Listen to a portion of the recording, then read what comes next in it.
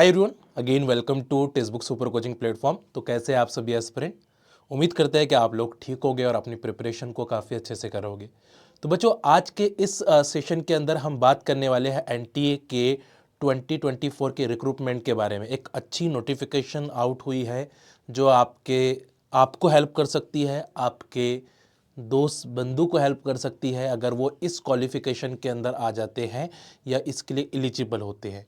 तो young professional के लिए एक अच्छी अपॉर्चुनिटी दी गई है एनटीए की तरफ से। तो चलो, अगर आप एनटीए की वेबसाइट पे जाते हो तो आप डायरेक्टली यहाँ पे लेटेस्ट में जाइएगा और लेटेस्ट में आप एचयू में जाइएगा। इससे पहली नोटिफिकेशन आपके पास दी गई है, registration for young professional is open, all eligible candidate request to register them. ठीक है, तो अब हम बात करते हैं कि यहाँ पे आपको क्या मिलने वाला है, कितनी सैलरी आपकी होने वाली है, कितने ये जो जॉब आपको दी जा रही है ये कॉन्ट्रैक्ट बेस पर है, कितने ईयर्स के लिए दी जा रही है, वो सारी बातें मैं आपको डिटेल में बताने की बात करूँगा।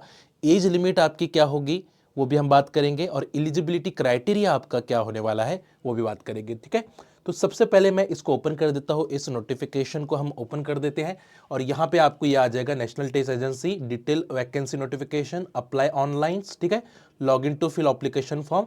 तो पहले तो हम डिटेल वैकेंसी की नोटिफिकेशन के बारे में जानेंगे, फिर आप यहाँ से जाके अप्लाई कर सकते हैं ना। लास्ट में जब आपको अप्लाई करना है तो आप क्या करोगे, यहाँ पे आकर अप्लाई कर सकते हो। ठीक है, चलिए पहले तो मैं डिटेल की बात करता हूँ।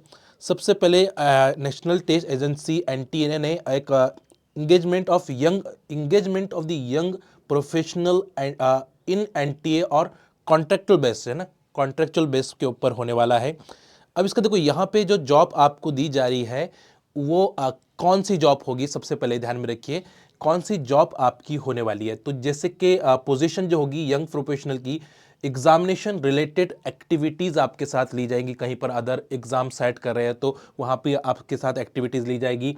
फाइनेंस रिलेटेड एक्टिविटीज़ जो भी होगी, फाइनेंस रिलेटेड या फिर एचआर रिलेटेड एक्टिविटीज़ आपके साथ होगी अगर आप उसके लिए एलिजिबल हो तो। ठीक है, तो आपको जो जॉब डिस्क्रिप्शन आपको मिलेगा, वर्क डिस्क्रिप्शन जो आपको मिलने वाला है वो एग्जामिनेशन या तो जहाँ पे एग्जामिनेशन कंडक्ट होते हैं वहाँ पे आपको संभालना पड़ेगा, या फाइनेंस आपको संभालना पड़ेगा, या एचआर के रिलेटेड आपको होगा, जिसमें भी आप कंडीशन में एलिजिबल होने वाले। तो सबसे पहले मैं बात करता हूँ यहाँ पे, ये वाईपी की पोस्ट है, यंग प्रोफेशनल करके ये पोस्ट निकाली गई है, जॉब पोस्ट है और अच्छी खासी सैलरी आपको प्रोवाइड की जा रही है यहाँ पे सैलरी। ठीक है, सबसे पहले एसेंशियल क्वालिफिकेशन के बारे में बात करते हैं। यंग प्रोफेशनल का जो एसेंशियल क्वालिफिकेशन है ये BE, BTech, MTech, MSc chemistry, MCA, MBA, LLB, LLM with minimum 60% marks और इक्विवेलेंट ग्रेड आपके होने चाहिए गवर्नमेंट रिकॉग्नाइज जो भी इंस्टीट्यूट होते हैं उनकी। ठीक है, जो भी 500 प्लस जो इंस्टीट्यूट आशन आते हैं वो उसमें आपका होना चाहिए। ठीक है, तो यानी जहाँ से भी आप पास होगे आपका 60% मार्क्स चाहिए आपको, पहली प्रायोरिटी में आपको बताया था, ज़्यादा आपको कन्फ्यूजन में नहीं डालता हूँ। आपका एमएससी के अंदर, एमटेक के अंदर, बीटेक के अंदर, बीई के अंदर, एमएससी केमिस्ट्री के अंदर, सॉरी कंप्यूटर साइंस के अंदर, नॉट केमिस्ट्री है ना, एमएससी कंप्यूटर साइंस, यहाँ पे केमिस्ट्री वाले एलिजिबल नहीं है अभी फिलहाल में, क्योंकि यहाँ पे जो वर्क आपको दी जा रहा है वो फाइनेंस रिलेटेड है, एचआर रिलेटेड है, एग्जामिनेशन रिलेटेड है। तो यहाँ पे एमएससी कंप्यूटर साइंस, क्योंकि वो कंप्यूटर का काम होगा वहाँ पे ज़्यादातर आपको। ठीक है, एमटेक, बीटेक, बीई, बीसीए ये ज़्यादा उनके लिए होने वाले। डिज़ायरेबल क्या होगा कि 2 year post qualification work experience आपको चाहिए। 2 ईयर का क्वालिफिकेशन वर्क अगर आपने मान के चलो कोई गवर्नमेंट्स या स्टेट के अंदर आपने वर्क किया, मान के चलो इससे पहले कहीं कॉन्ट्रैक्ट बेस पर आपने वर्क कर चुके हैं 2 ईयर्स। ठीक है, या कोई ऑटोनोमस बॉडी के अंदर आपने वर्क किया है कहीं पर 2 ईयर्स के लिए। ठीक है, या यूनिवर्सिटीज़ या रिसर्च इंस्टीट्यूट में आपने वर्क किया है मान के चलो, तो आप एलिजिबल हो जाओगे इस पोस्ट के लिए। किस पोस्ट के लिए? यंग प्रोफेशनल पोस्ट के लिए।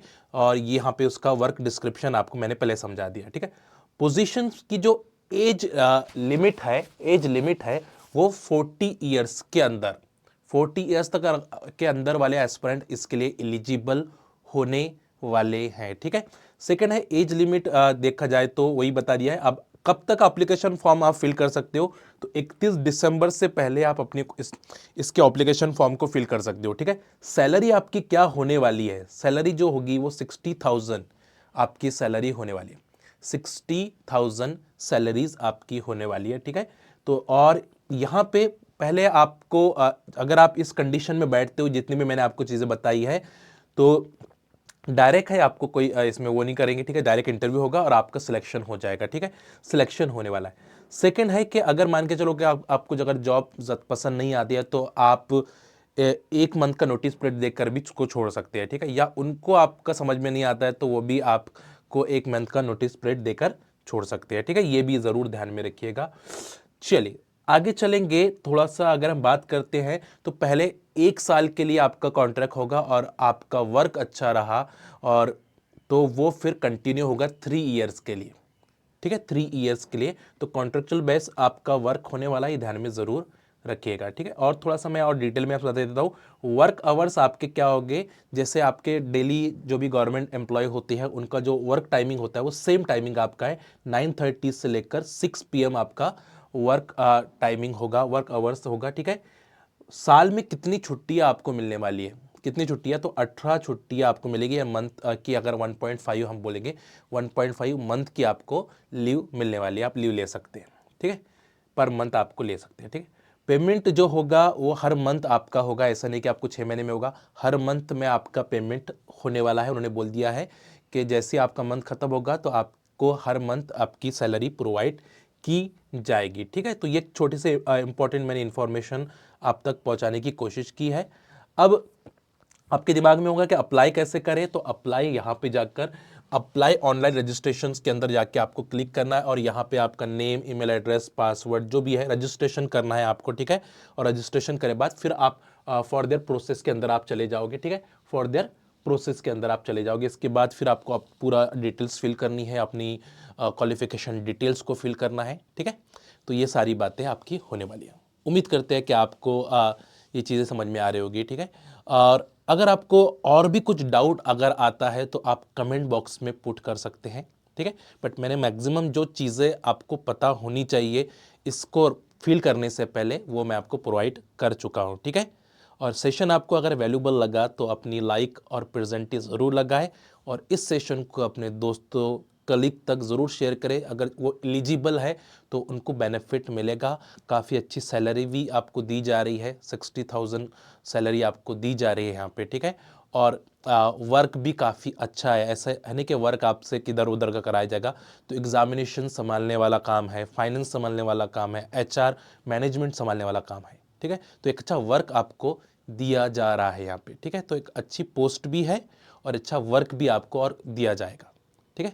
तो उम्मीद करते हैं कि इस सेशन से आपको कुछ ना कुछ बेनिफिट ज़रूर मिला होगा। चलिए फिर मिलते हैं अगले सेशन के अंदर।